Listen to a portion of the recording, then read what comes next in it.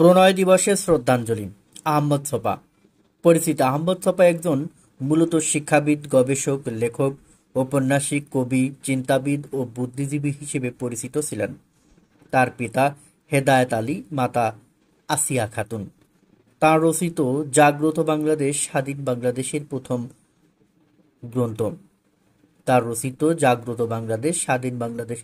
গ্রন্থ। জন্ম 1943 সালের 30 জুন চট্টগ্রামের চন্দনাইশ উপজেলার হাশিমপুর ইউনিয়নের গাছবাড়িয়া গ্রামে জন্মগ্রহণ করেন। 1943 সালের 30 জুন চট্টগ্রামের চন্দনাইশ উপজেলার হাশিমপুর ইউনিয়নের গাছবাড়িয়া গ্রামে জন্মগ্রহণ করেন। উল্লেখযোগ্য সৃষ্টিকর্ম: প্রথমে আছে উপন্যাস সূর্য তুমি সাথী, যেটি প্রকাশিত হয় 1967 সালে।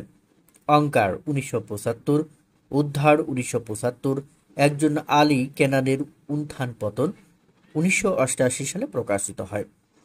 মরণবিলাস 1989, অলতা চক্র 1993, গাবি বৃত্তান্ত 1995, পুষ্প বৃক্ষ এবং বিহঙ্গ পুরাণ 1996, অর্ধেক নারী অর্ধেক ঈশ্বরী 1996 সালে প্রকাশিত হয়।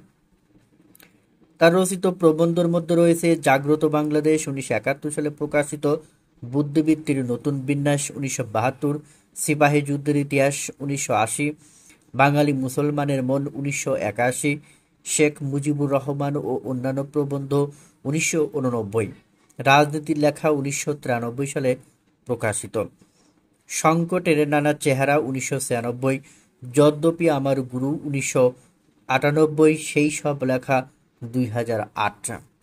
কাব্যগ্রন্থের মধ্যে রয়েছে জল্লাদ সময় 1975, দুঃখের দিনের দোহা 1975, একটি প্রবীণ বটের কাছে প্রার্থনা 1977, লেনিন ঘুমোয় এবার 1999, আহিতাগ্নি 2001। অনুবাদ গ্রন্থের মধ্যে আছে তানিয়া, সংশয়ী রচনা, ফাউস্ট 1986। গল্প গ্রন্থের মধ্যে রয়েছে নিহত নক্ষত্র 1969, দুঃখের দিনে দোহা 1975। শিশুতোষ গ্রন্থের মধ্যে রয়েছে গো হাকিম 1977, কিশোর গল্প দোলা আমার কনক চাপা 1968 সালে প্রকাশিত হয়। তার ইতিহাস গ্রন্থের মধ্যে রয়েছে সিপাহী যুদ্ধের ইতিহাস 1979 সালে প্রকাশিত। তার পুরস্কারের মধ্যে রয়েছে 1975 সালে লেখক শিবির পুরস্কার পান, যা তিনি প্রত্যাখ্যান করেন।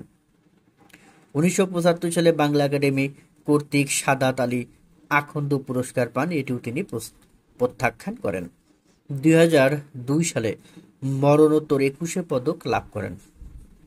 পত্রিকার সম্পাদক: উত্থান পর্ব পত্রিকা, মুক্তিযুদ্ধের সমর্থনে কলকাতা থেকে দাবানল পত্রিকা, স্বাধীন বাংলাদেশের প্রথম পত্রিকা প্রতিশোধ পত্রিকা তিনি সম্পাদক ছিলেন। তার মৃত্যু 2001 সালের 28 জুলাই অসুস্থ অবস্থায় ঢাকা কমিউনিস্ট হাসপাতালে নেয়ার পথে তার মৃত্যু হয়। পরদিন ঢাকা বিশ্ববিদ্যালয় মসজিদে জানাজা শেষে মিরপুরের বুদ্ধিজীবী কবরস্থানে তাকে দাফন করা হয়।